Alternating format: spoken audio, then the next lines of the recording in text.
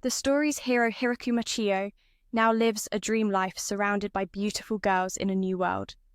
Here, Hiraku has become a farmer, and with his unparalleled farming skills, he's crafted a beautiful world that feels like his own. Even Hiraku himself can hardly believe that after death, he's found the life he always longed for. Flashback to many years ago, unable to fight the relentless disease that consumed him. Hiraku passed away on his sickbed at 39. Just when it seemed everything was over, he realized he had returned as a spirit. Before him stood God, the ruler of the world. God revealed that the betrayal and illness Hiraku suffered were his own fault. To make amends, God decided to grant Hiraku a new life in a healthy body. Overjoyed, Hiraku expressed his wish to become a farmer. During his final days, he had watched a program about idle farmers that ignited a deep passion in him. Hearing this, God immediately connected with the farming deity to negotiate on Hiraku's behalf. Once the deity agreed, God bestowed upon Hiraku a new life as a farmer, a healthy body, and a legendary power called the universal farming tool. In a blink, Hiraku woke up in the heart of a forest. After his long illness, this was the first time he could move his body freely. His spirit blazed with determination to farm in this new life. Reborn, the first thing Hiraku did was scout his surroundings. The area was wild, deserted, no sign of human life in any direction. Looking down, he saw he was dressed as a true farmer. Activating the universal farming tool, Hiraku summoned a hoe. He had no idea what magic had forged this tool, but it felt incredibly light in his hands. Even hacking through hard earth and roots drained no strength. After some labor, Hiraku realized he needed water and food. He wandered, listening intently for the sound of rivers or streams, but all that greeted him was the rustling of leaves. After some time, he discovered a massive tree in a prime spot and decided to make it his base. The thirst problem lingered, no natural water nearby. So, Hiraku used the universal farming tool once more, fashioning a shovel to dig for underground water. After some digging, he finally struck a water vein. With drinking water secured, his next challenge was food. Strangely, hunger hadn't hit him yet, so he pushed on clearing the area with his all-powerful tool. To create a field, Hiraku needed to fell a large tree that blocked the way. He crafted an axe and prepared to cut. To his shock, a single strike brought the whole tree crashing down. Startled, he scrambled away, amazed by the overwhelming power of the universal farming tool. Next, he created a peeler to strip the bark and chop the wood into pieces. He also made a hook to drag distant logs back to his base. After gathering enough wood to build a shelter, dusk was falling. Now came his worry. Where would he spend the night? Matches burned out quickly, so he pondered ways to start a fire more effectively. Survival's first real test in this wild new world. Drawing on the physics knowledge he had grasped, Hikaru crafted a magnifying glass to ignite fire from the sun. Just as the sun set, an unexpected brightness lit the night, perhaps because this world had two moons, allowing Hikaru to see clearly and fashion wooden tools for daily life. After a night of hard work, dawn broke.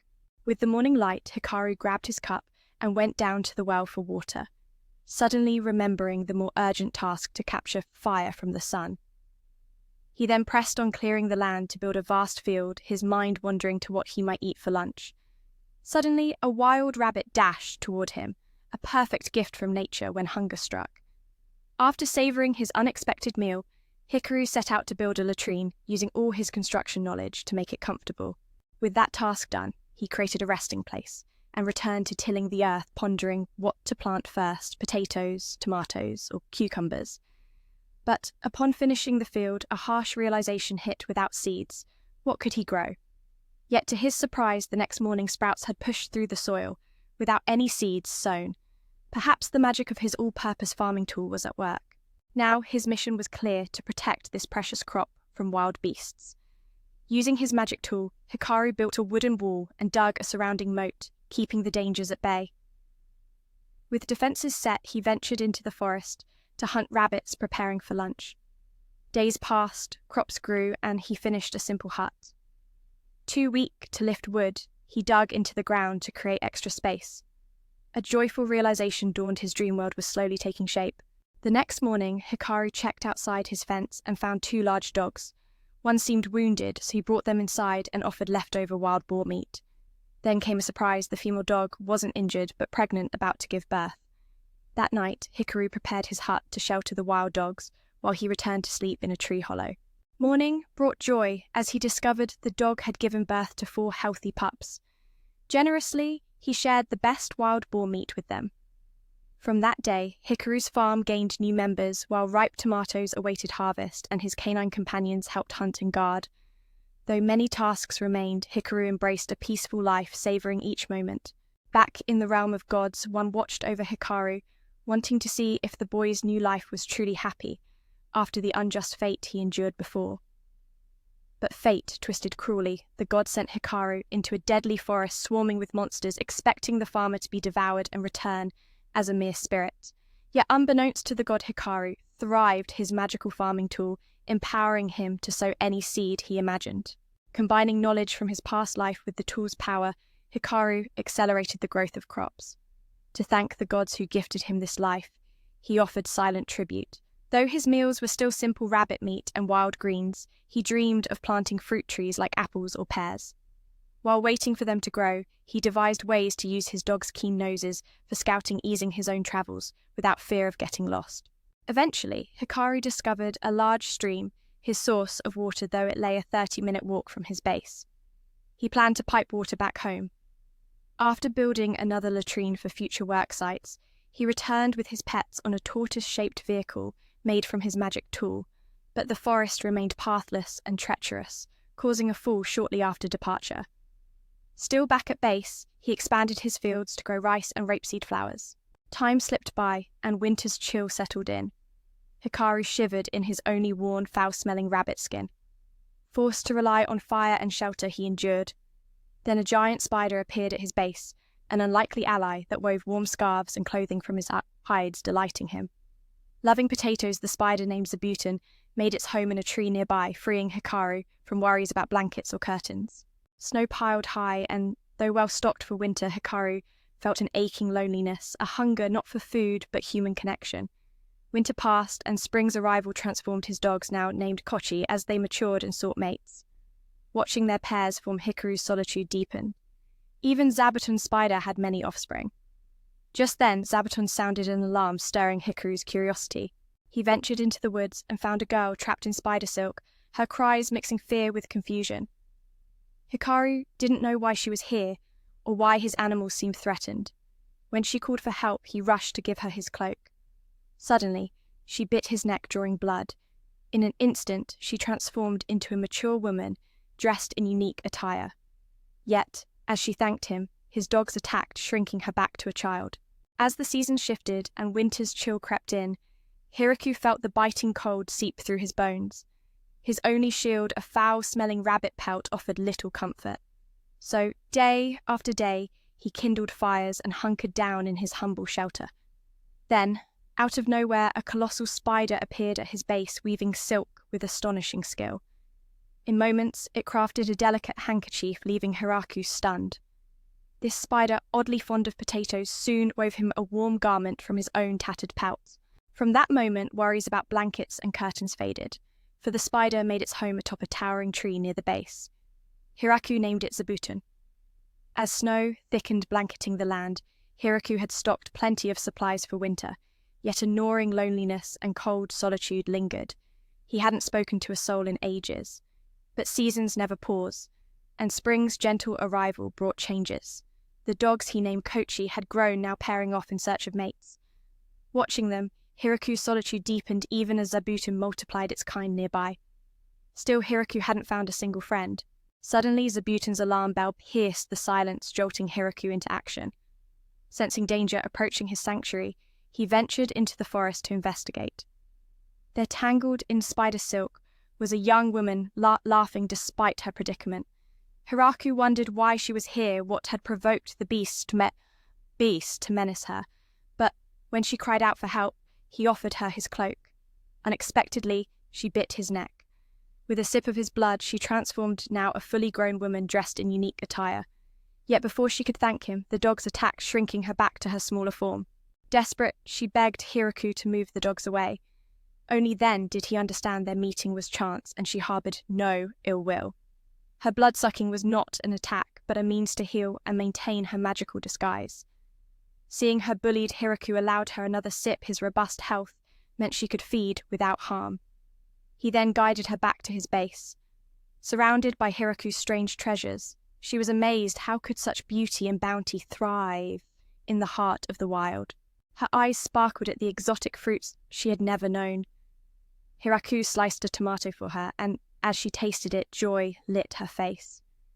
In that moment, Hiraku felt his loneliness lift, replaced by a flicker of warmth. That night, she revealed her name, Rusu, a vampire gifted with magic, a researcher of arcane potions. A nobleman coveted her work and pursued her relentlessly. Fleeing, she found refuge in this forest, where fate led her to Hiraku and his mysterious provisions. Grateful and intrigued, she wished to stay and study this new world. Rusu's presence was a beacon of hope amid the wilderness. Hiraku sensed this encounter was no accident. It was a chance to heal wounds deeper than the cold. Together, perhaps they could forge a new path between solitude and companionship magic and survival. In this breathtaking place, filled with fruits she had never even dreamed of, Hiraku picked a ripe tomato and handed it to her. As she savoured it, with pure joy, her glowing smile seemed to wash away the loneliness that had shadowed Hiraku for so long. That night, Hiraku learned her name was Rusu, a vampire gifted with powerful magic and a brilliant mind for alchemical research. Rusu was being hunted by a noble desperate to steal her precious research on illusionary potions. When he caught wind of her plan to escape, he sent his men after her, forcing her to flee deep into this forest. Fortune smiled upon her when she met Hiraku, along with the strange foods she had never encountered before. She decided to stay, seizing this rare chance to study these new wonders, an opportunity she knew would never come again. Moved by her plight, Hiraku dropped to one knee, pleading with Rusu to remain by his side forever. Having lived alone for so long, he longed for companionship more than anything. His sudden, heartfelt proposal caught Rusu off guard, flushing her cheeks with a shy warmth. Though hesitant at first, fearing for her safety as a vampire on the run, she felt the sincerity radiating from Hiraku and gave her hesitant yes. When Rusu agreed, Hiraku's joy burst forth as he embraced her tightly. From that moment on, their days together blossomed with laughter and purpose. Yet to keep Hiraku from succumbing to his primal urges, Rusu had to shrink herself, maintaining control over the wildness within him. She asked Hiraku to plant herbs she could study, and soon she was lending her magic to light the bathroom and help him forage salt for their meals. After their chores, they rested together, sipping herbal tea brewed by Jufa, a drink so delicious it sparked Hiraku's dream of cultivating more tea plants. Just then, an alarm from Jabuton shattered their peace. Racing outside, they stumbled upon a hauntingly familiar scene, a girl with angel wings trapped in a web much like Rusu had been before. Freed from her bonds, the winged girl used magic to heal her wounds. Hiraku realized she had come to capture Rusu, but before she could act, a pack of dogs dealt swift justice. It was unbelievable, both girls drawn here by eerily similar fates. With a bashful smile, Rusu introduced Hiraku as her husband, leaving him stunned by her first public declaration. The angel girl named herself Tia and claimed to be from the celestial tribe.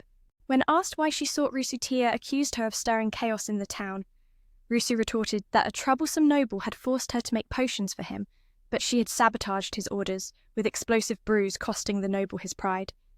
That man put a hefty bounty on Rusu's head, which is why Tia was hunting her. Feeling weaker than Tia, Rusu had fled, only to be bested by the dogs earlier. Hearing this, Tia admitted she wasn't much stronger herself, recalling her recent defeat by the pack. Rusu urged Tia to forget their troubles and stay with her here, promising a joyous life. Leading Tia through fields of crops lovingly tended by Hiraku, she hoped to show her the peaceful world she could embrace. But when they crossed paths with Zabuton, Tia's fear of spiders overwhelmed her, and she fainted on the spot. Rusu smiled and invited Tia to harvest crops with Hiraku. A humbling task for an angel, but one that brought unexpected joy. Under Hiraku's gentle guidance, Tia learned to gather cabbage with ease. To celebrate, Hiraku offered her a simple dish, salted cabbage, a humble feast born from their newfound friendship. To savour the fresh, delightful taste of the strawberries, they toiled through a long, hard day. At last, they gathered all they needed. Tar even sampled a strawberry, tasting its sweet and tangy dance, and confessed how much he loved this farming life. Seeing this, Du begged Tia to stay alone, her body might not endure. Tia didn't understand the hidden reasons, but from that day on she remained alongside Du and Hiraku. The three lived together in harmony, sharing the challenges and joys of farming. Though the work was tough, it was filled with wonder. Once accustomed to the fields, Ta urged Hiraku to plant more strawberries. Hiraku agreed, but with so few hands, harvesting on time was a struggle. Later, they visited the hut to check on their dogs, now grown and thriving. Yet their rapid breeding troubled Tia, who feared the cramped space, so Hiraku moved them to a more spacious spot. Just then, he saw Juten's pups bidding farewell to the breeze, wandering off, though some chose to stay with their mother, easing his worries. Tia expressed a desire to venture outside. Hiraku feared she might leave him, but soon she returned, bringing with her beautiful fairy girls, all named starting with Lee. Though youthful in appearance, each had lived for centuries. Sensing his hesitation, Ta shared their sorrowful tale.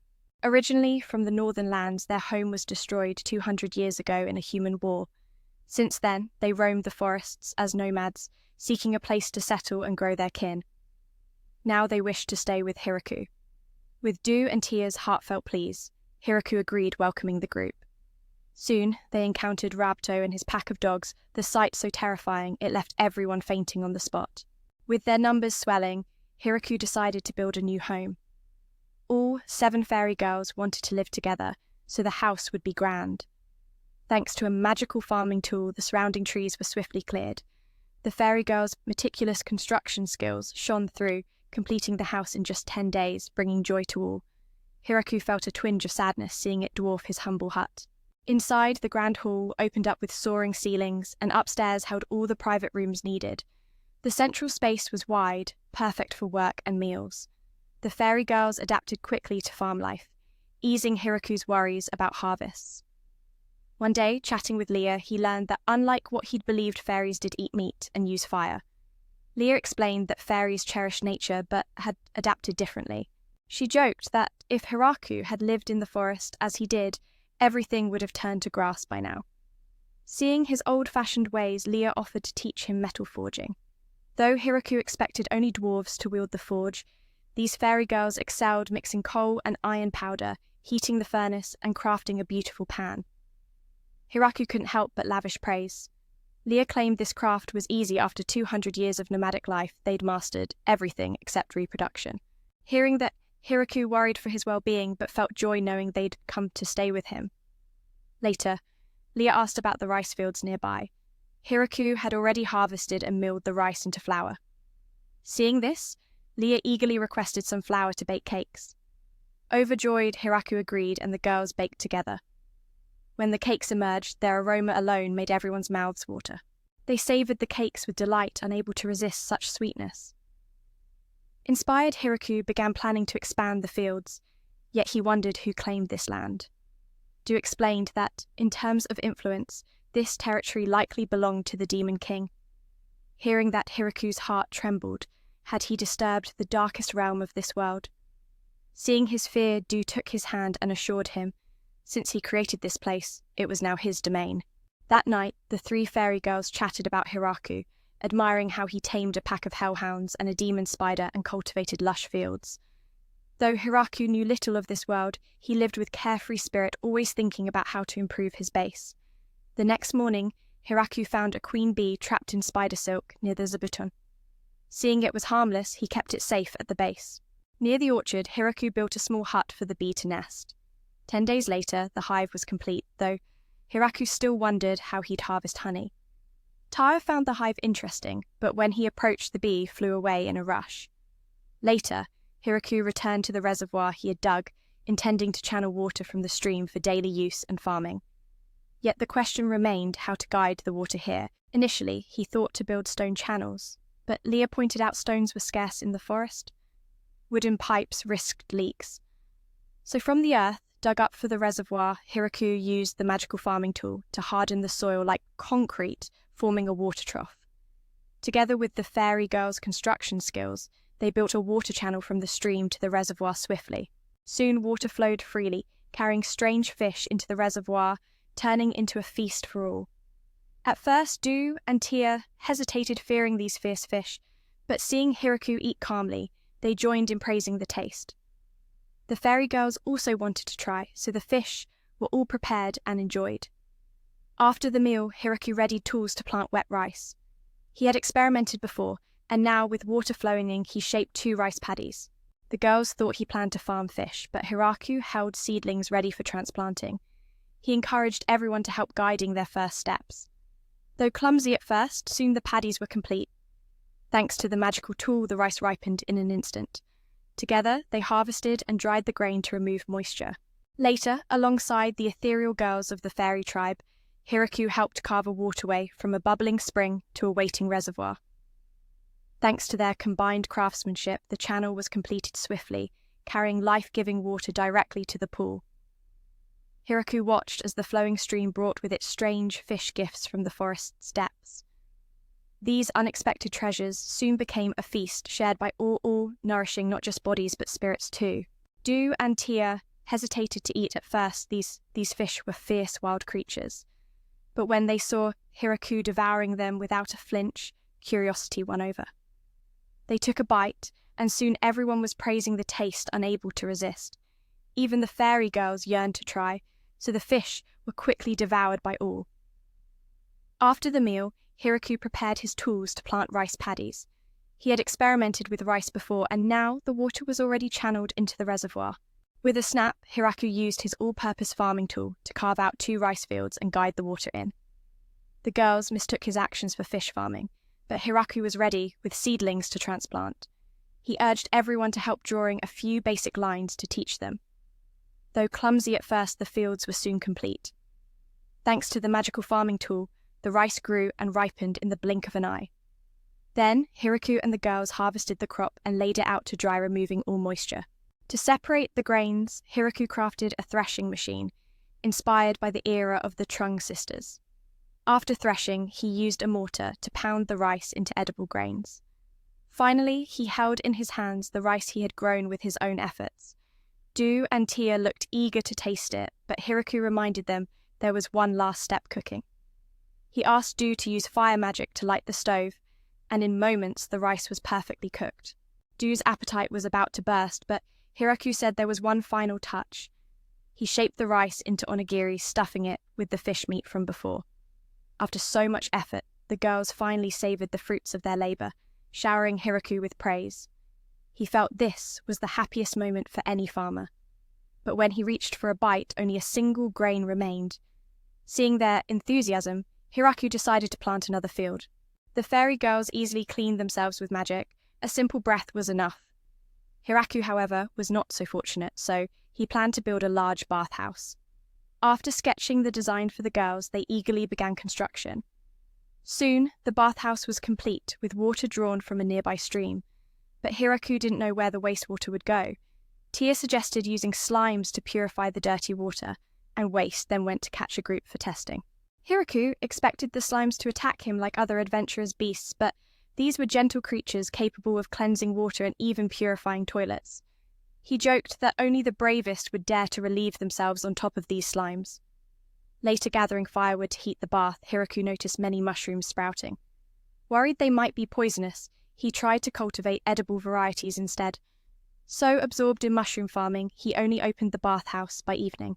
Used to wild living, the girls needed step-by-step guidance to use the bathhouse first, undress completely, rinse off with hot water, then finally enjoy the soothing warmth. They followed eagerly and slipped into the bath with Hiraku himself. Embarrassed, Hiraku decided he'd need to build a separate bath for himself, but the girls insisted that communal bathing was more fun and saved effort on reheating water. The next morning, Hiraku returned to check the mushrooms. The mushrooms had multiplied wildly. Planning a mushroom hot pot, Hiraku suddenly saw a pack of dogs arriving, bringing 5 other fairy girls, whose names all began with La sharing the same clan as Leah. Learning their stories mirrored Leah's, Hiraku welcomed them into his base. Leah suggested their first project, building a house for the new arrivals and renovating Hiraku's own home as their numbers had grown. The girls rejoiced, eager to restore their tribe and ensure many descendants. Yet Hiraku wasn't clear on how to make this future happen. The dog named Huo began sharing its story. Once wild, it had found a mate and learned she was pregnant. But feeling unworthy to lead a family like other species, it failed to defend them from a bear attack, leaving both badly injured. Seeking safety, Suo retreated with the mate to the forest center. Normally, wildlings like the fairy girls couldn't settle so long, but there it met Hiraku and his all-purpose farming tool. Hiraku could have ended their lives, but instead saved them. He fed them wild boar meat and cared for them so well they never wanted to leave. Now, Suo and its offspring were Hiraku's loyal pets. Admiring their master's many fairy companions, they remained unaware that these dogs were actually hell wolves, terrifying creatures feared worldwide. But they were loyal and grateful to Hiraku, their savior. Days later, their new home was finished, built solidly from foundation to beams, the grandest house ever. Inside, Hiraku marveled at the spacious rooms. 3 girls gave him a grand tour of the dining hall kitchen, then the basement storage. Each girl had her own room, as did Hiraku. There was even a special room dedicated to creating descendants, leaving Hiraku speechless. The house faced an ancient tree as if it stood guard. To beautify the home, Hiraku sculpted statues of the dogs and placed them at the entrance. With preparations done, Hiraku cooked lunch for everyone. Wanting to conquer a new dish, he chose ka-di. Du and Tia wondered about the recipe, and Hiraku explained it was simple, just add something called du into the mix. The girls misheard and imagined some bizarre obsession. Then, all 3 headed to the grain fields to gather ingredients. First was fennel seeds, giving kadi its signature aroma. Next came turmeric roots, colouring the dish golden. And so, both the dogs and their descendants became Hiraku's loyal companions. Watching their master, followed by so many girls, they couldn't help but feel a quiet admiration. Little did Hiraku know the creatures he was raising were actually hellhounds, beasts feared by the entire world. Yet within their fierce hearts beat a deep gratitude towards their master. A few days later, their new home was finally complete, built from solid foundations to towering pillars, promising to be the finest house ever seen. Stepping inside, Hiraku was struck by its vastness. The 3 girls eagerly led him on a tour through the dining hall, the kitchen, then down to the pantry stocked with food supplies. Next came Hiraku's private room, as well as individual rooms for each girl and even a special chamber dedicated to creating their descendants. The house also offered a breathtaking view of an ancient tree standing as if guarding their sanctuary. To add charm, Hiraku crafted statues of the dogs to stand proudly at the entrance. With everything set, he turned his attention to preparing lunch. A new culinary challenge awaited. Determined to conquer a new dish, Hiraku chose to make kadi. When Du and Tia questioned the recipe, he casually explained it was simple. Just drop in an ingredient called and it's done. The girls, misunderstanding, thought he had some strange obsession. Laughing it off, the trio headed to the grain fields to gather ingredients. First, the seeds of fennel, the key to kadi's unique aroma. Then, turmeric root, which would paint the dish in golden hues.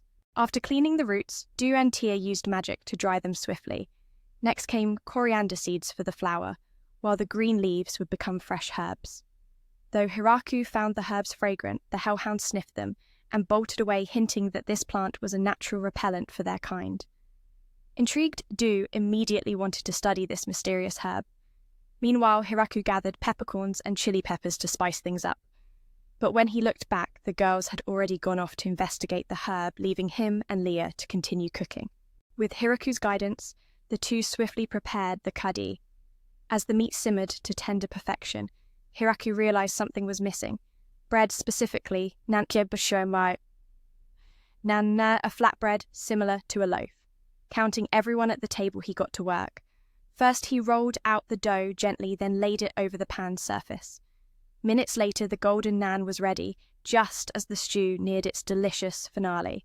The smell of kadi wafting through the air made Du and Tia's stomachs rumble loudly. Not wanting to keep everyone waiting, Hiraku gathered the girls to savor this divine meal. None had tried kadi before, so Hiraku showed them how to enjoy it best dipping the naan into the rich, spicy stew.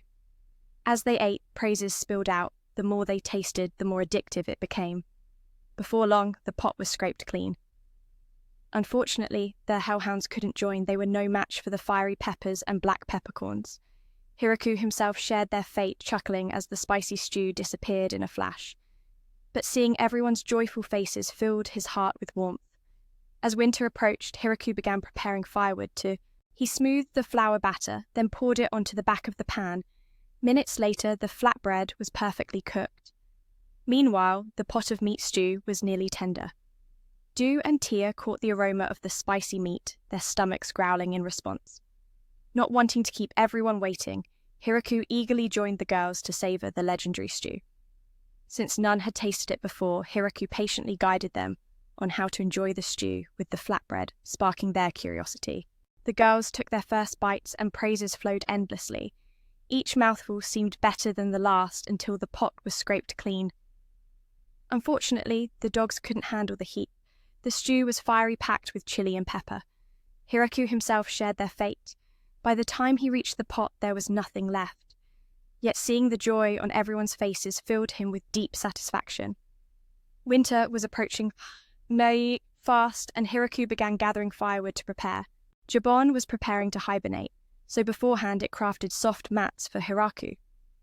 Du and Tia preserved meat by seasoning and smoking it, while Hiraku took charge of the vegetables. He packed them into crates, covering them with cloth.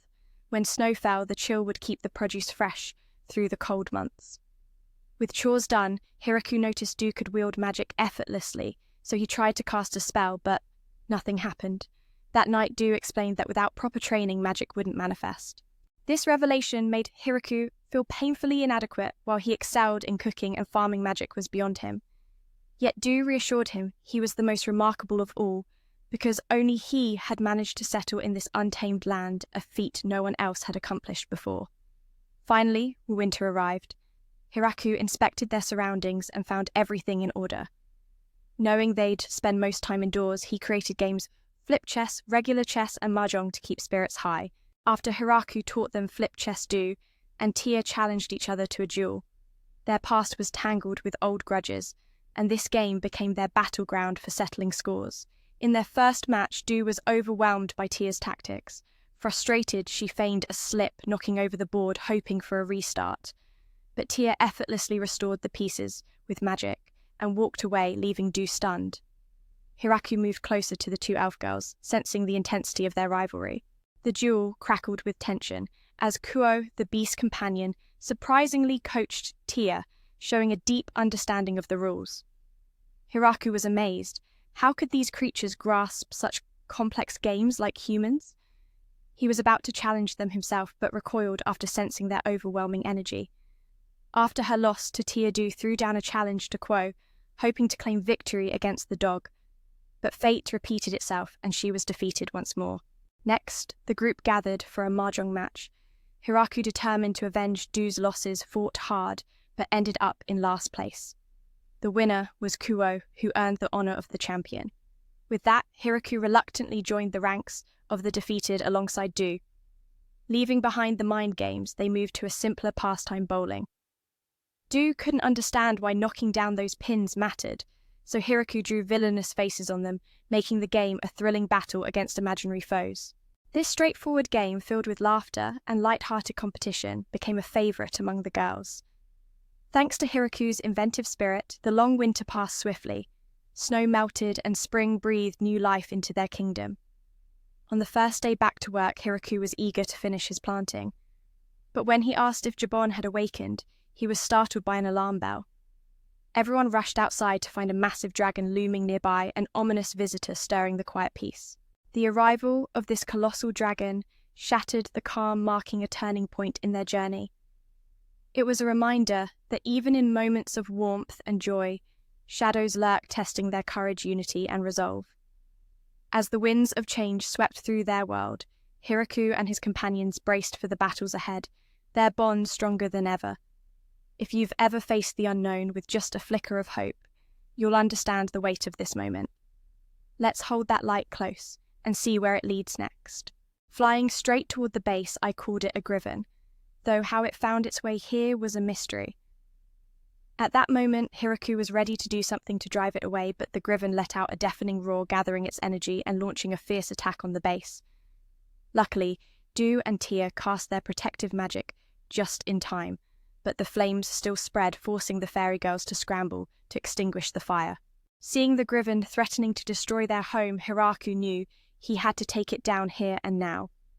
His all-purpose farming tool transformed into a spear in his hands. Grasping it firmly, he hurled it straight at the beast. The Griven tried to block with its power, but Hiraku's spear was stronger, wounding one of its wings. As the spear returned, Hiraku threw it again, relentless.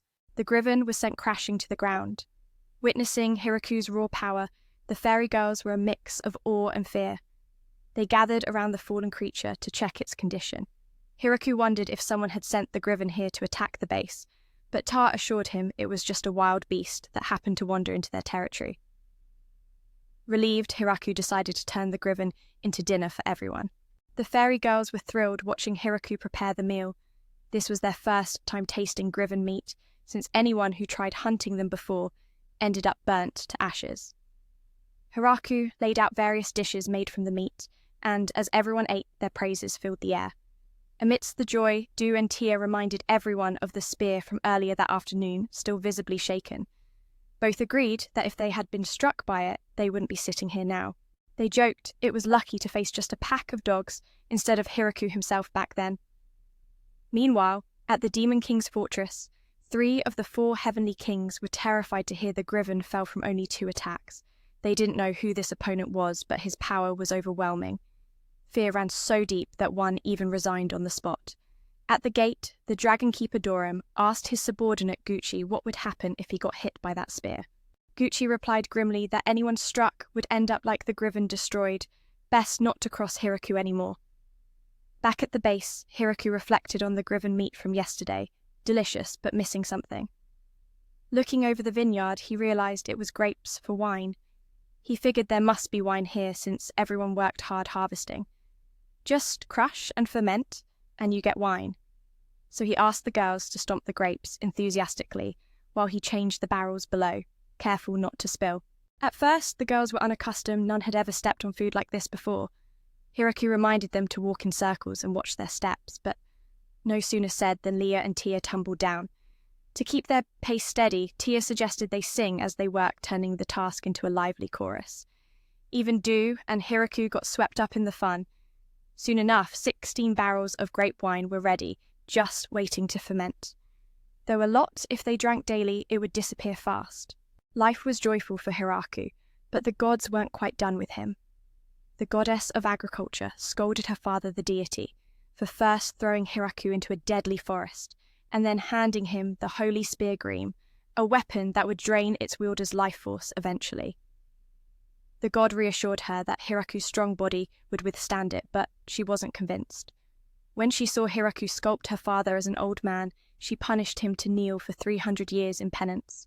Meanwhile, a warning bell sounded at the base, and Hiraku rushed to find a familiar scene: Flora Du's cousin caught in a web trap. She explained she had followed her sister, fleeing from a dark angel. Tia had been lurking behind, frightening Flora into calling for help. Flora eyed Hiraku skeptically, thinking him weak, but upon hearing how he tamed the hell wolves and defeated the Griven, she apologized for her rudeness. Hiraku then realized the dogs he had kept all along were actually hell wolves. To make amends for scaring Flora, he prepared a special meal for her, which she enjoyed greatly. Among the dishes was fermented tofu, something Hiraku had painstakingly perfected. Flora, unfamiliar with fermentation, listened as Hiraku explained how microbes could transform foods, like tofu or wine. Fascinated by this knowledge, she saved it for future research. After bidding the group farewell, Flora quickly returned with a retinue of maids and 2 milk cows. Much to Hiraku's delight, they could now produce butter and milk. The head maid introduced herself as Anne and offered their services freely. Tia grew anxious, fearing her single presence might be overshadowed, since the base now housed many demon dragon fairy and other tribes in large numbers. After some thought, Tia asked Hiraku for permission to leave temporarily. When she returned, she brought her own followers along with several lizard folk and a brood hen. The arrival of diverse tribes rapidly enriched the base's culture. Hiraku assigned the demon maids to housekeeping, though their cooking skills were basic, so he taught them new recipes. The fairy girls took on guard duty to protect against another Griven attack, while the strong lizard folk handled manual labor. Ferment some foods like yogurt and wine. Fascinated by these new skills, Flora eagerly took notes, planning to delve deeper into this craft later. After bidding the group farewell, she returned moments later leading a team of maids and bringing along 2 dairy cows. Hiraku's spirits soared. These cows meant fresh butter and milk were now within reach. At that moment, the head maid stepped forward, announcing, "Let me introduce myself. I'm Anne, and Hiraku can freely use our family names." At this point, Tia began to feel a twinge of worry, fearing her own weakness.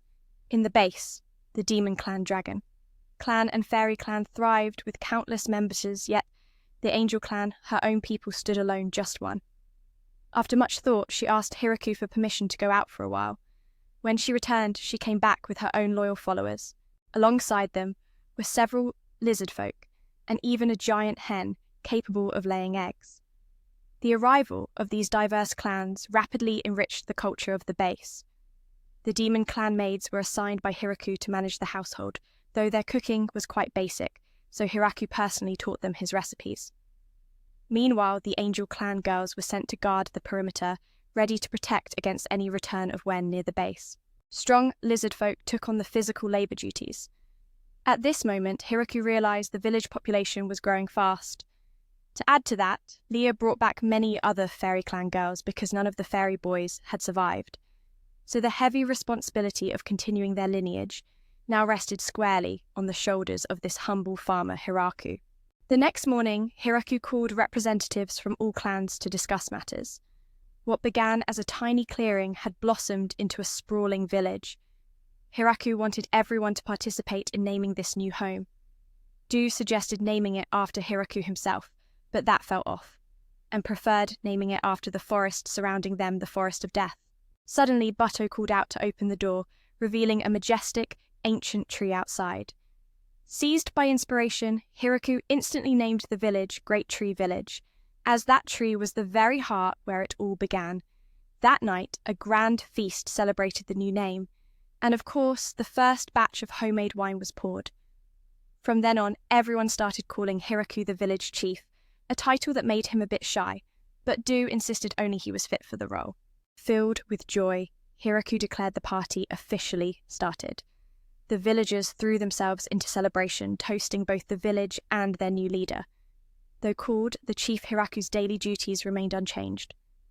Previously, the village focused only on farming, but now livestock rearing had joined the fold.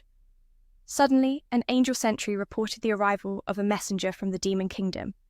Hiraku went out to greet him, discovering it was one of the 4 heavenly kings. Upon learning Hiraku was the village chief, the visitor presented a gift symbolizing friendship. Then, Bill relayed a message from the Demon King himself, expressing a desire to discuss Hiraku's land. Memories stirred, Du had mentioned that this land was somehow connected to the Demon King's realm. Anxiety gripped Hiraku. Would the Demon Lord demand a harvest tax, or worse, banish him from the land? Boldly, he offered to pay a 10% tax to stay and farm. Bill was stunned by Hiraku's resolve and quickly agreed. They sealed the pact, a 10% tax on agricultural yield payable before each winter. After signing, Hiraku gifted Bill a present to take back. Though still uneasy, Du reassured him that paying tribute meant protection from the Demon Lord.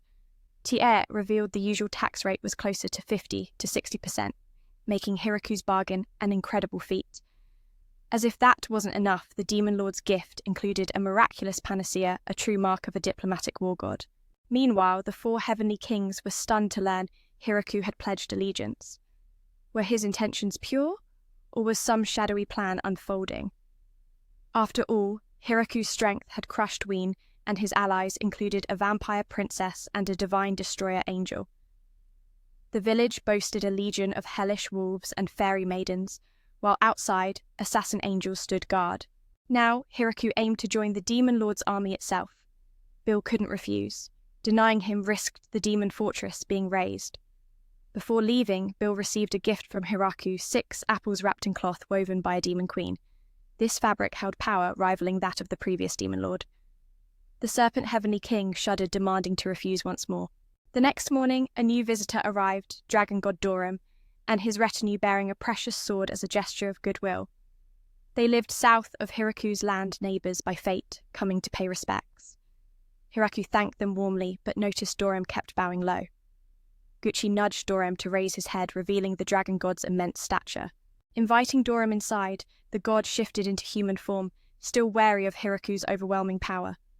Their initial greetings were awkward, but over drinks, laughter and warmth blossomed.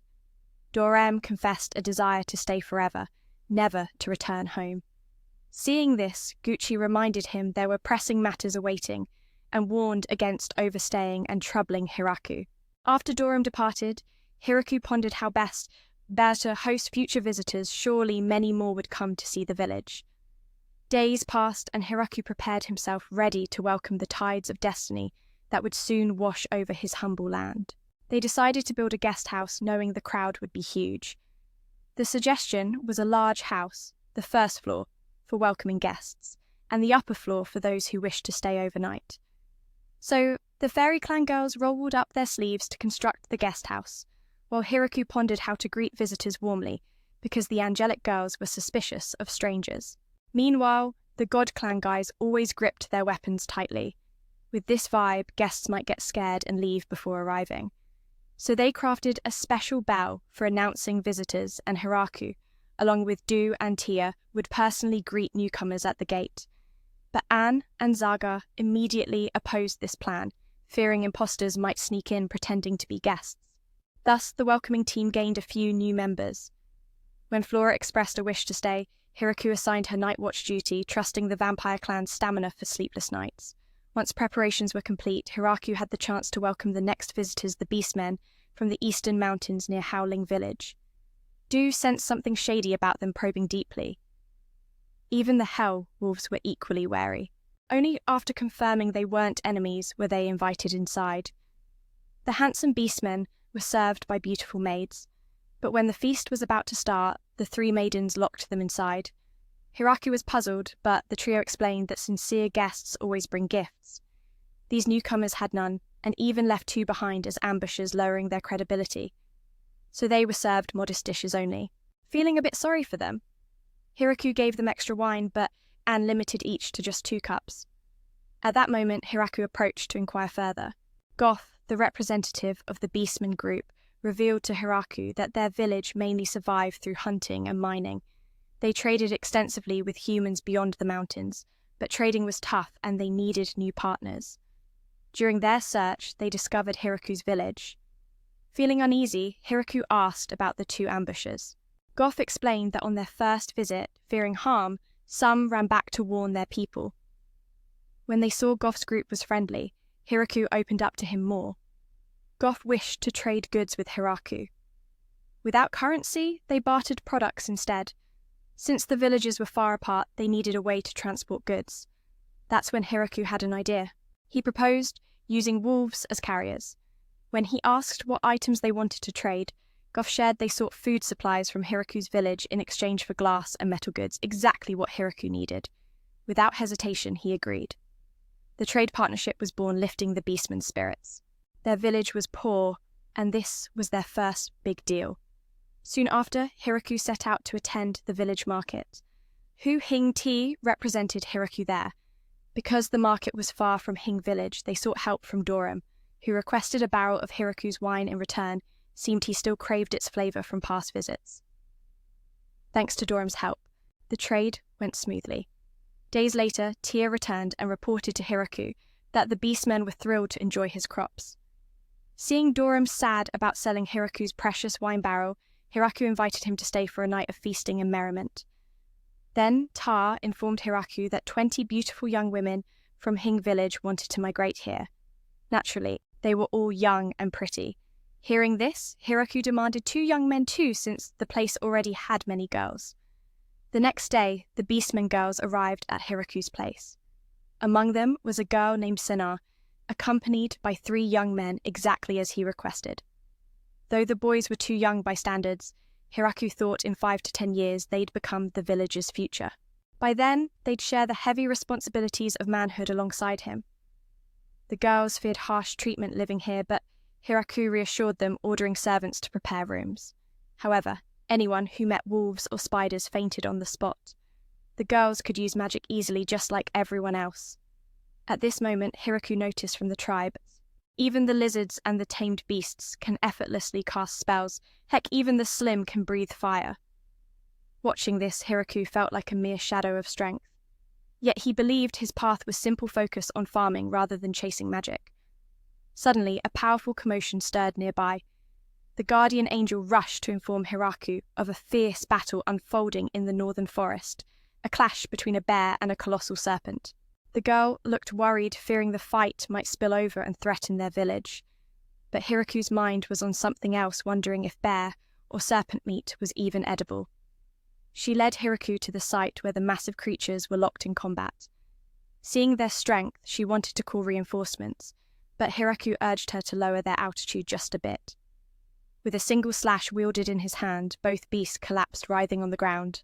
The angel girls gasped in awe, sure that only Hiraku could send such powerful foes to the altar with a single strike, and then asked how he planned to cook the meat. Hiraku tossed the meat into a pot, added some wine, stirring it all together. Within minutes, a stew of bear meat in wine was ready. Though inexperienced, the bear meat still carried a strong, gamey taste. Luckily, the crispy fried serpent meat exceeded all expectations. It tasted remarkably like chicken. Wanting some seasoning to complement it, Hiraku sought out Flora's research room. He asked Flora for a medicine to kill microbes preventing sickness or stomach aches after eating. After getting the medicine, Hiraku casually inquired about Flora's miso fermentation experiments. She confessed to repeated failures, even rebuilding her hut 3 times. Hiraku encouraged her to keep trying. Then, he gathered some eggs from the chicken coop. He cracked them all into a bowl, added salt, vinegar, and oil, mixing thoroughly until the perfect mayonnaise sauce was born. Thus, the crispy fried chicken was perfected, earning Flora's delighted praise. After the meal, Hiraku guided Flora through making miso boiling soybeans, soaking them, grinding the beans, adding mushrooms and salt, rolling the mixture into cakes, pressing them tightly into a barrel, and finally storing them in the cellar to ferment. Though it would take months to mature true flavor, required patient waiting. Just then, Du arrived with news Hiraku had guests waiting outside. Stepping out, Hiraku met 3 dwarves led by their representative Donoban. Hearing of Hiraku's exceptional wine, Donoban requested a sample to taste. Hiraku happily agreed, but the angel girls bluntly refused. Rare wine wasn't so easily gifted. Donoban explained their poverty, but boasted rich winemaking skills. The trio had braved countless dangers to reach this village, confident the abundant crops would yield exquisite wine. The girls' eyes sparkled with excitement. From that day, the dwarves plunged into winemaking. Their masterful techniques produced a strong corn wine, which Hiraku found potent but undeniably delicious. With the new wine in hand, Hiraku hosted a lively feast to welcome both beastmen and dwarves. Everyone revelled in the joyous gathering. As usual, Dorem got drunk, while Hiraku shared a heartfelt chat with Donoban, who thanked him for allowing their winemaking here. Being the first adult man to arrive, Hiraku asked Donoban if he fancied any of the local girls. Donoban smiled, saying the girls were all beautiful, but his taste leaned towards freckled ladies, so none caught his eye. Hiraku chuckled, thinking such cultural gaps created amusing differences. The next morning, Hiraku awoke to find a dragon approaching the village. Its aura was far from friendly, so he forged a spear for defense. At that critical moment, Dorem appeared, blocking the dragon's advance. Hiraku thought they were enemies clashing, but then a 3rd dragon arrived. To aid Dorem, Hiraku struck the newcomer. The dragon dodged, and Hiraku readied another attack, only for Gucci to stop him, revealing these weren't foes. It turned out Dorem's wife and daughter were the 2 dragons, and the trio explained that Dorem's secretive night outings had sown suspicion at home. His wife suspected he was sneaking off to illicit meetings, especially since he returned only at dawn and household treasures kept disappearing. Dorem insisted these were all for diplomatic work with the village, but his family remained doubtful until he shouted he wasn't fooling around. Hiraku apologized for attacking them, but Dorem took responsibility and asked his wife and daughter to apologize to Hiraku as well. With misunderstandings cleared, Hiraku bid them farewell. The lady recalled the terrifying spear Hiraku wielded, and how without the help of her old friend Zabuton, she might not be standing there today. She entrusted her daughter Rasti with a vital mission: stay in the village and do everything to ensure Hiraku never becomes an enemy of the dragon tribe. Faced with such serious duty, Rasti dared not refuse, and soon became a new member of the village. Since Dorem had asked for help, Hiraku wanted to assign Rusty tasks, but the dragon tribe's power was overwhelming, making control impossible. Sometimes Rusty's mere sneeze caused explosions. Wolves fled in terror, and even cows and chickens refused to produce milk or eggs. Then Ta revealed to Hiraku that the dragons weren't just mighty, they were cunning too. So Hiraku appointed Rusty as the village's diplomatic warrior. Rusty's first diplomatic mission was to confront Bill, one of the 4 heavenly kings. Talking with a dragon, Bill was visibly shaken. Seeing Rusty excel at diplomacy pleased Hiraku greatly. The 4 heavenly kings couldn't believe the village now harbored dragons too, so they schemed to infiltrate the village with spies. The next morning, Bill summoned his daughter Flo, assigning her an important task: investigate the village's military strength. Confident in her magic, Flo accepted immediately. After a thorough observation, she came to greet the village. Knowing Flo's arrival was imminent, Rusty stepped out to receive her, causing Flo some fear. Meeting such a legendary dragon on her very first day was intimidating.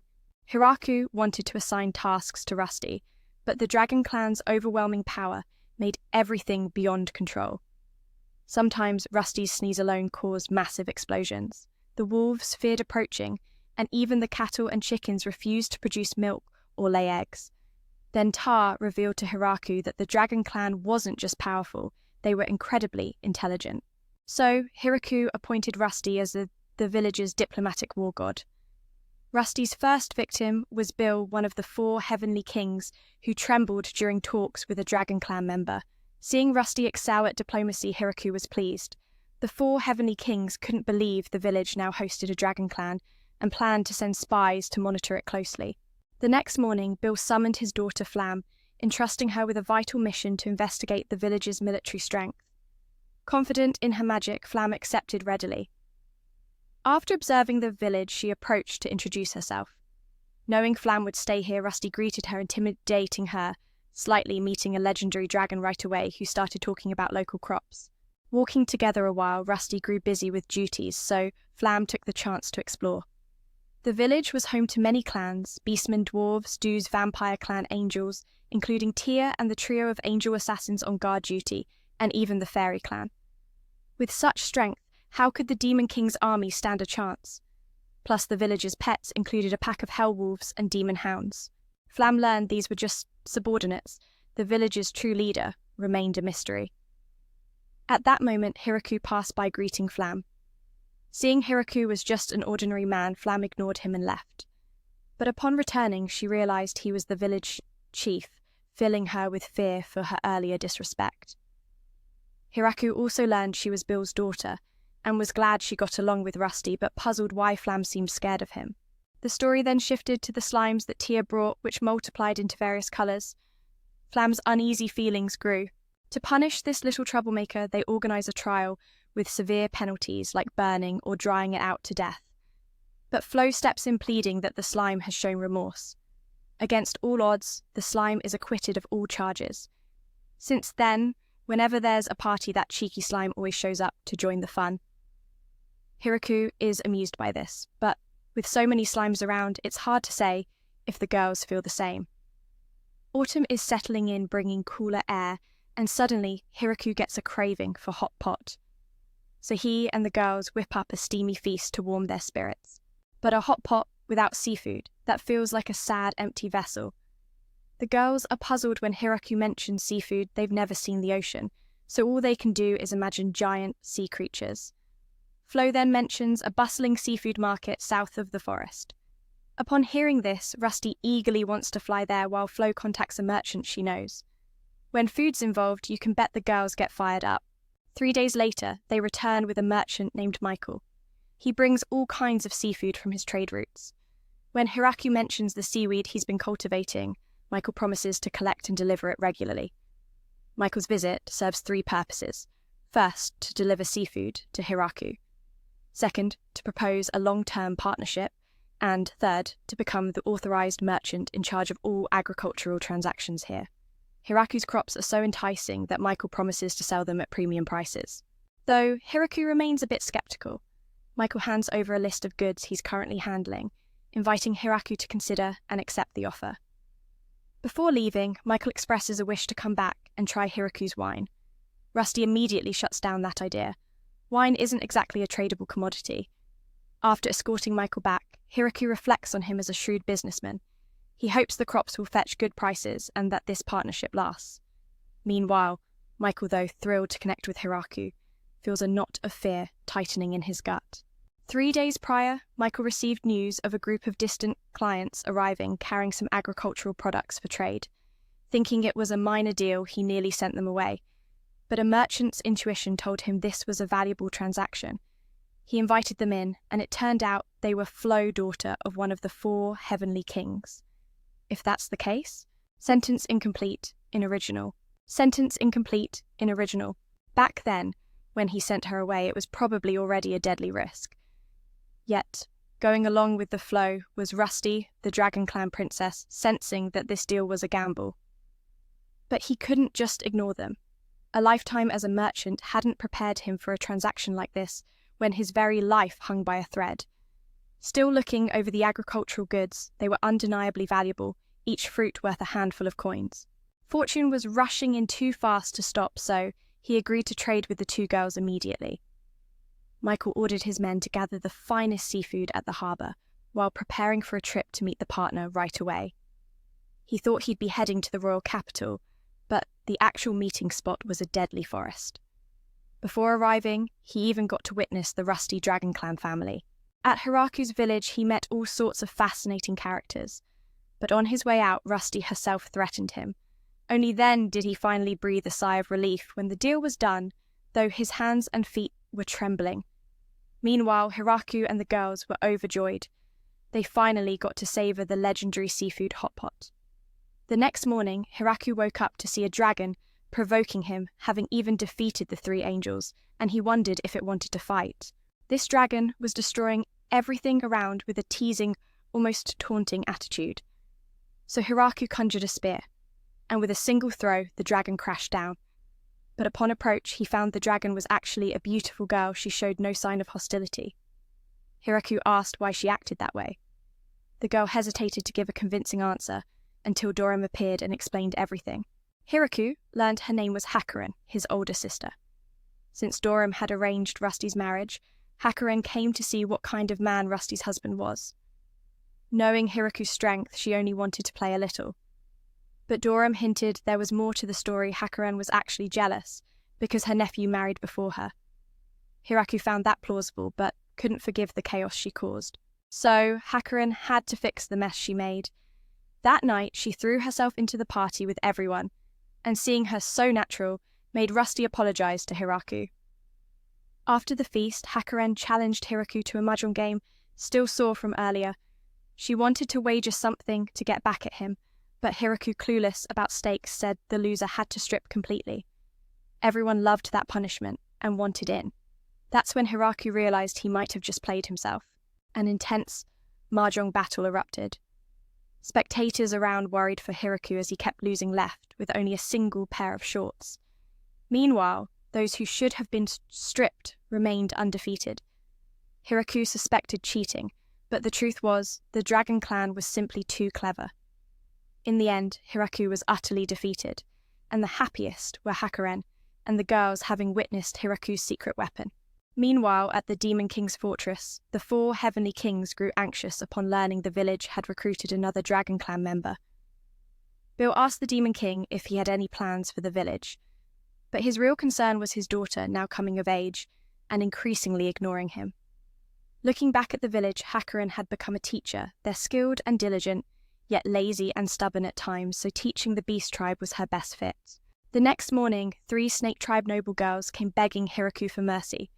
His beasts had conquered the dungeon they lived in, terrifying them. They offered precious treasures in exchange for protection.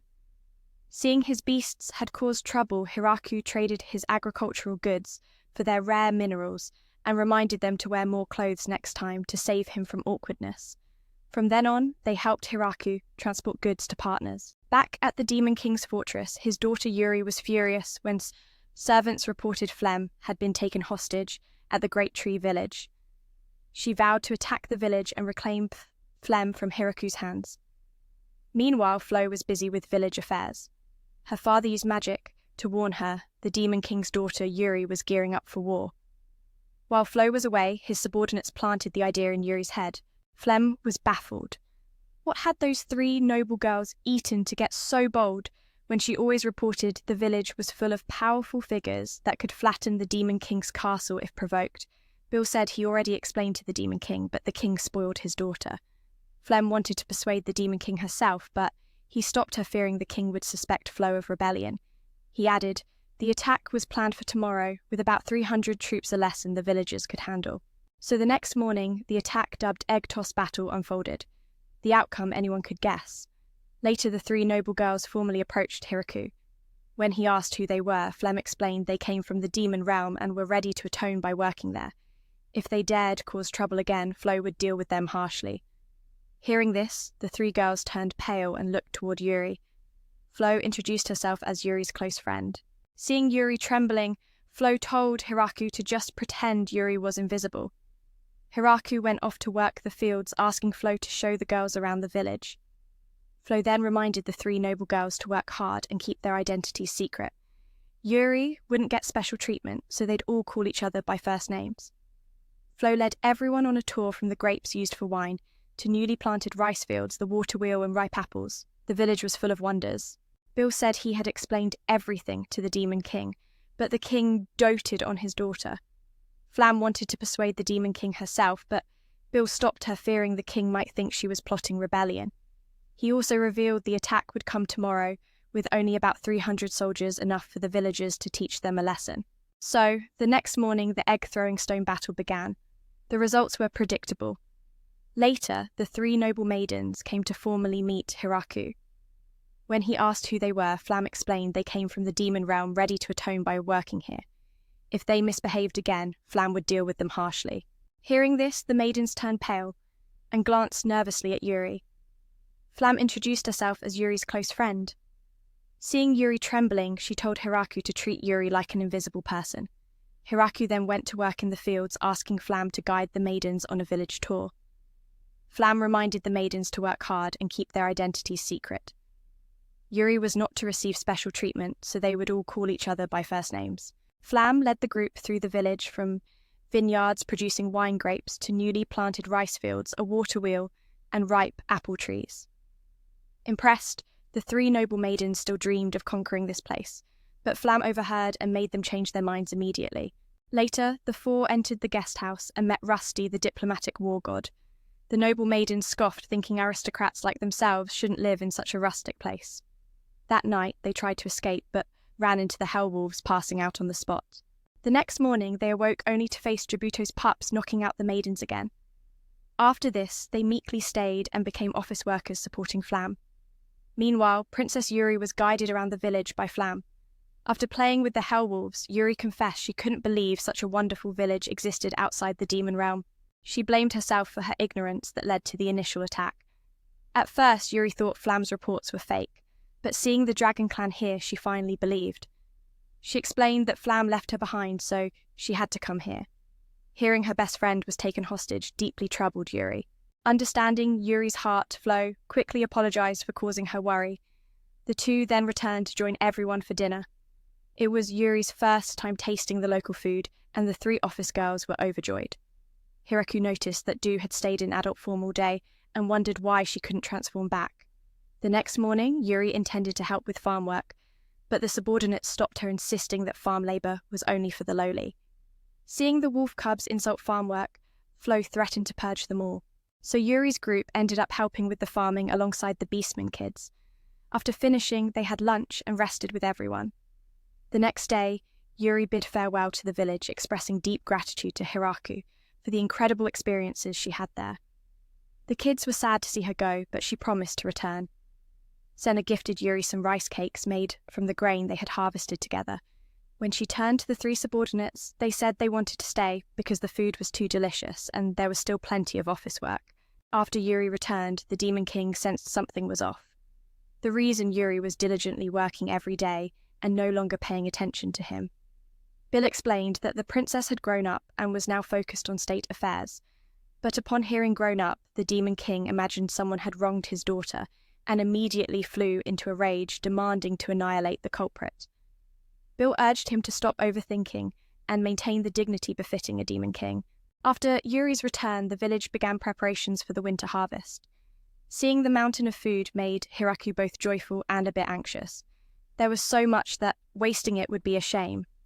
Noticing this, Rusty and Hakuren requested some supplies to share with their large families. The next day, Rusty brought some home to her parents and gave the rest to a demon merchant who had asked her to slay a sea monster attacking his ships. In gratitude, he gifted her some sea monster meat. Meanwhile, when Hakuren returned, she brought along several mountain fairy immigrants, led by Iya, whose tribe was suffering from a food shortage. Hakuren decided to bring them to the village. Hiraku welcomed them and prepared houses, but their mountain lifestyle made adapting difficult. Seeing Hiraku working, Iya asked about his task. He said he was making pottery, but the local clay wouldn't fire properly. Iya then offered to take over, explaining that her tribe's mountain skills made them experts in such crafts. She believed she could handle the pottery better, turning this challenge into an opportunity. It was a subtle yet powerful moment of bridging worlds' mountain wisdom, meeting village life, each learning from the other. Here, in this humble village, alliances were forged not just through battles but through shared hardships and mutual respect. And as these new bonds formed, the village's heart grew stronger, a testament to the strength found in unity and understanding.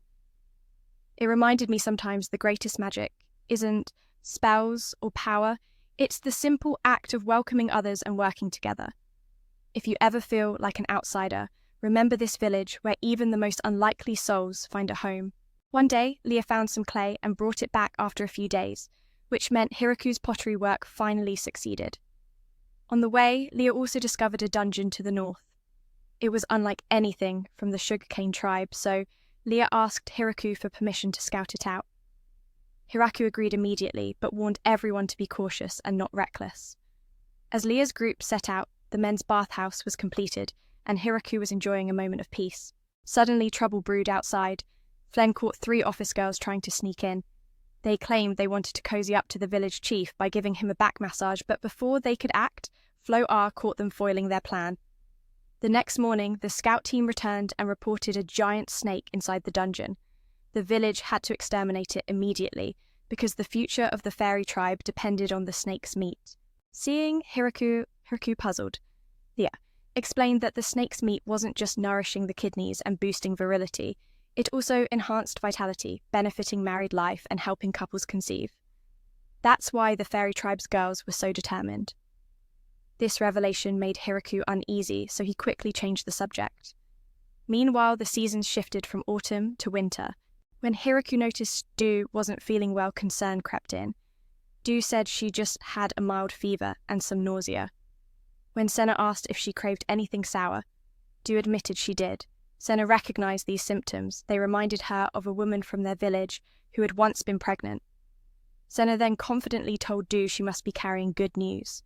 From that day, the village's mood brightened considerably. Hiraku's workdays began with the rising sun, especially now that Du was expecting. He cared deeply for her. Reflecting on the news of Du's pregnancy, everyone was surprised except Du herself, who seemed calm. However, this meant Du couldn't transform temporarily, but she reassured Hiraku not to worry, that everything would be fine. Later, Du went to gather herbs while Hiraku supervised the maids' chores. The maids had started waking up before Hiraku, which made him uneasy, because he didn't want them overworking themselves. As the sun climbed higher, Anne confessed she accidentally let a slime into the warehouse, which devoured an entire barrel of wine. Embarrassed, she promised to work harder. Soon, everyone gathered for breakfast, now split into 3 shifts due to the crowded dining hall. During Hiraku's meal, he spotted Flora fiddling with something. Turns out she had been up all night researching submiso. The first breakfast shift was Hiraku's, followed by the maids, then the rest of the villagers. Only Hakuren slept until noon, sometimes missing meals. The angel girls, stern during work, were surprisingly lazy in daily life, not skilled at household chores. Laundry, for instance, fell to the lizard tribe boys, but they made up for it with their fierce dedication to guarding the village. After greeting the pets, Hiraku got to his farming tasks. He spotted black pests munching on the leaves, but luckily some bugs recognized Bhutan, so the damage was minimal. To combat the pests, Hiraku used the versatile watering can. With the fields expanding, his work grew tougher, but seeing the crops flourish filled him with joy. At lunchtime, he ate outside with the villagers. He recalled how the girls once lacked the habit of eating breakfast or lunch. Before arriving, they had never enjoyed a full meal. Sometimes overeating made them worry they might be kicked out. But now food was always plentiful, and sometimes they even asked merchants to skip lunch deliveries. After eating, Hiraku returned to work. With more villagers to help, farming felt less burdensome. Wanting to add colour to life beyond staples, Hiraku planted flowers. He also crafted handmade goods for the villagers. Though he'd never made furniture or toys before, the multifunctional farming tool helped him manage. Hiraku felt blessed by the gods and thought he should thank them someday. That evening, he visited the military training area. Though not strictly necessary, the girls trained diligently, worried that delicious food might make them gain weight and not fit into their clothes. Hearing this, Hiraku worried about his own fitness and tried exercising, but training with wooden poles bored him, so he used his spear to shatter the practice dummy. As the sun set, the day's work ended. That night, the kitchen served a new dish, honey-braised rabbit meat.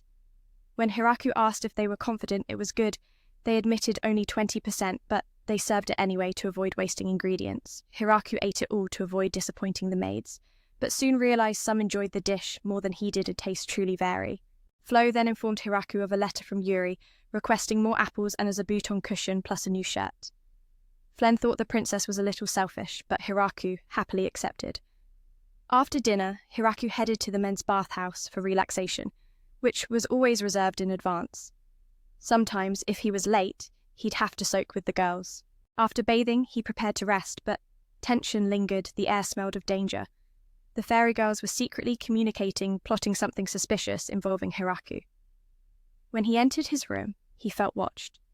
Pretending to be in danger, he called out, prompting all the girls to appear without exception. Ever since Du's incident, they waited eagerly for their chance to tease him. Though it annoyed him, Hiraku felt a warm gratitude for this lively life. Hiraku still cheerfully accepted the invitation. After dinner, he retreated to the bathhouse to indulge in some relaxation. Since the men's bath was always reserved first, if he was late, Hiraku would have to bathe nude alongside the girls. Once done, it was time to rest. But this was the tensest moment. Danger hung in the air as the fairy girls communicated secretly, plotting something mysterious involving Hiraku. Even entering the room, Hiraku felt the weight of unseen eyes tracking him.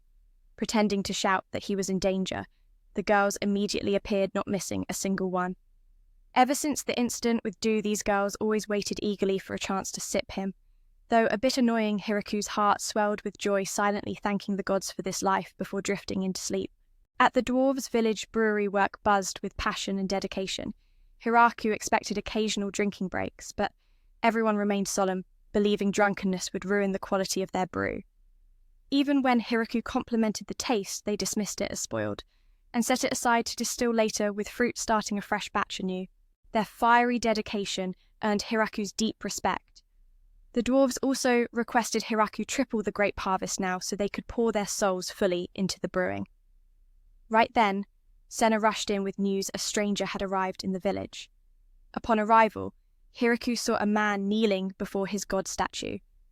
Around them, the angelic girls and Jabuto watched cautiously. Du arrived too, greeting his ancestor, the founder of the vampire clan named Van Grady, who was also Du's grandfather. Hearing Du was expecting a child, Van Grady had come to offer congratulations. According to him, vampires bear offspring through a blood pact with their master. Hiraku, amazed that Van Grady was 4,000 years old, yet looked 18, couldn't help but ask how.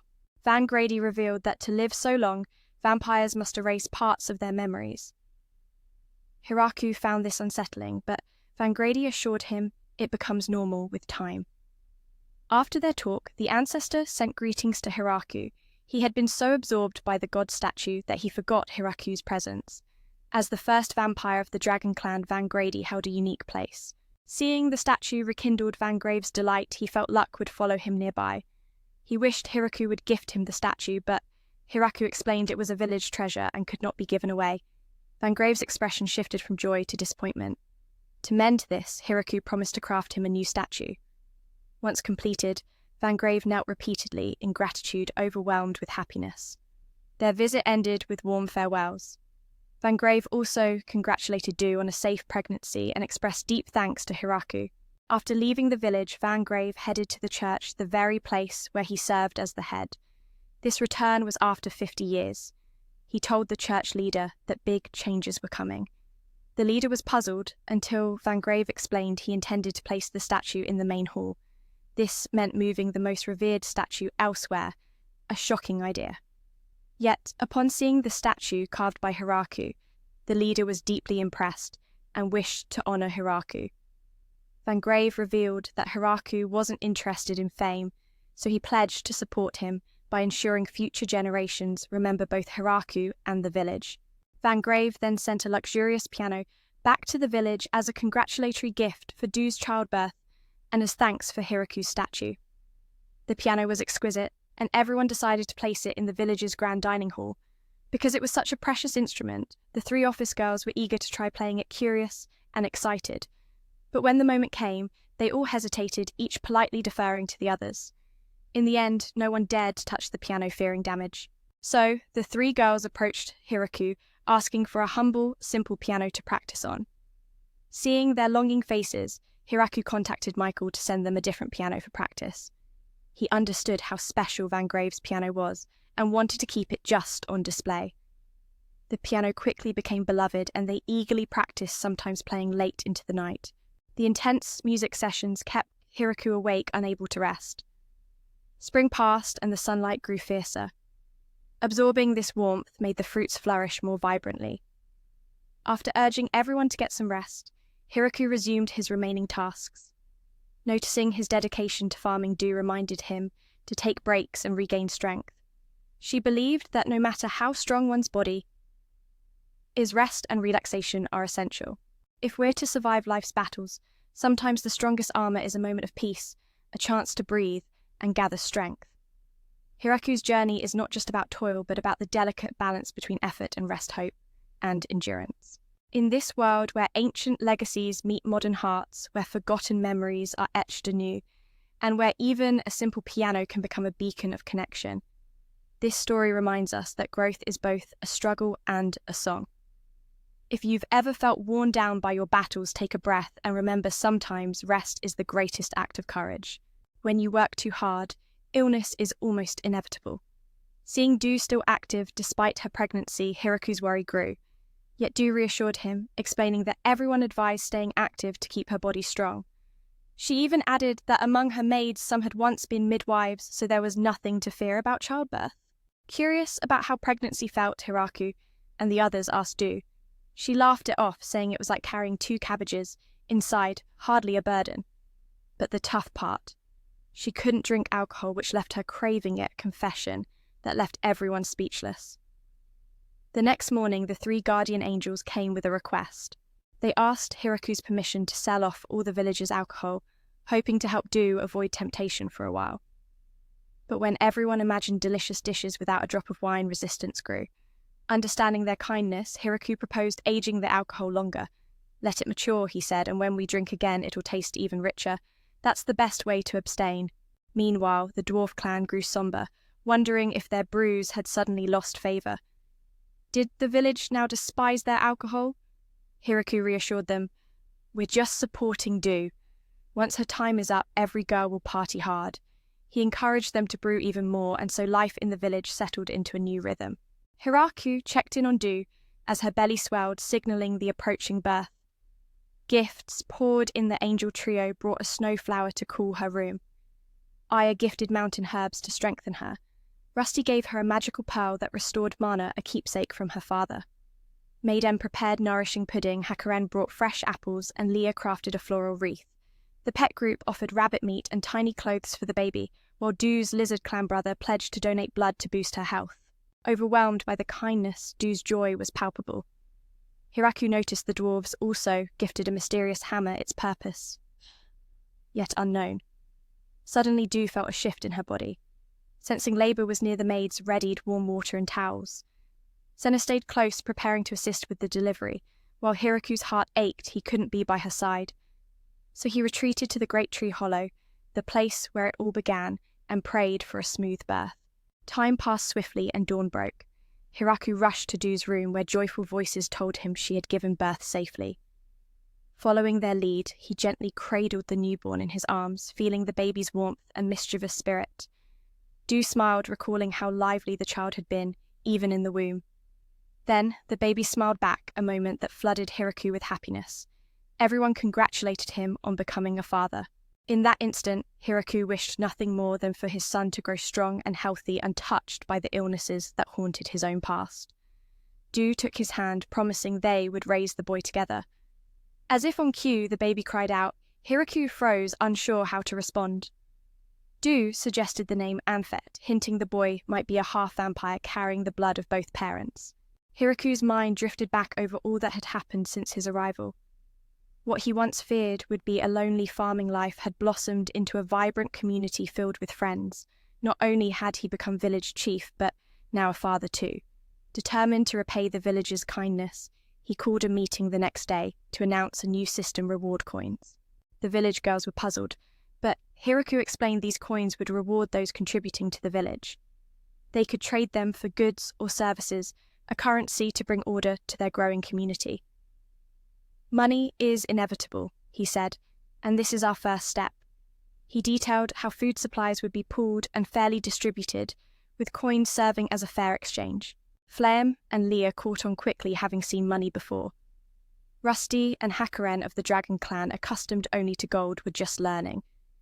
Hiraku warned against flooding the village with coins, initially opting for a test run, 3 coins per person each, uniquely made by Hiraku himself to prevent counterfeiting. Soon, villagers eagerly traded these coins for necessities. Sometimes villagers asked for things Hiraku couldn't provide, like a beast girl who approached him with a coin asking for a baby. Leah was about to call the authorities, but Hiraku wisely declined. The request was renegotiated. She settled for a day's service from Hiraku instead. Not long after, the village celebrated the birth of Amphet with a grand feast. Thanks to their long abstinence from alcohol, the village women partied heartily that night, except for Du, who was still nursing. The dwarf clan arrived bearing a special cask of brew to toast the new family. Together, they smashed the keg's lid, with the mysterious hammer turning the moment into a joyous celebration. Hiraku felt like he was slicing a cake in an old world. Being the sole gold of the Dragon Clan, Van Grady now understood the value of money. Hiraku thought if he just handed out money freely, chaos would follow. So, he decided to test the waters by distributing reward coins first. Each villager received 3 coins which couldn't be forged since Hiraku himself crafted them. Soon, people began using these coins to trade for various goods to enrich their lives. Yet sometimes villagers needed things Hiraku couldn't provide. One day, a beast girl approached Hiraku with a coin asking for a baby. Hiraku almost called the authorities, but wisely held back. Instead, the request changed to be served for a day by Hiraku himself. Shortly after, during the celebration feast, Du gave birth to a son, Amphet. Since she had abstained from alcohol, only the girls partied hard. Du could not join. At that moment, the dwarves arrived with a special barrel of brew to celebrate the couple. Together, they smashed the barrel's lid with a hammer, a ritual that made Hiraku feel like they were slicing into a giant cake to mark a joyful victory. The old friends gathered, laughter and joy filling the air, as Donovan raised his glass to toast the lady of the house. Yet she couldn't drink her heart devoted to nursing her child. Meanwhile, her lively sister, Flora, ever so playful, joked about claiming Amphi as her own son. The next day, news arrived at the Demon Lord's fortress. A baby boy had just been born in a nearby village. After much thought, they saw this as a chance to forge a deep bond with that village. Someone even proposed marrying the princess to Hiraku. But the Demon Lord forbade it. Meanwhile, the merchant Mayon sent gifts congratulating Hiraku. Life in the village blossomed beautifully, with more and more tribes migrating, prompting Hiraku to consider building another village. Looking around at all he had gained since arriving in this world, Hiraku quietly thought to himself how truly blessed he was to live here. And just as like that, this incredible anime comes to a heartfelt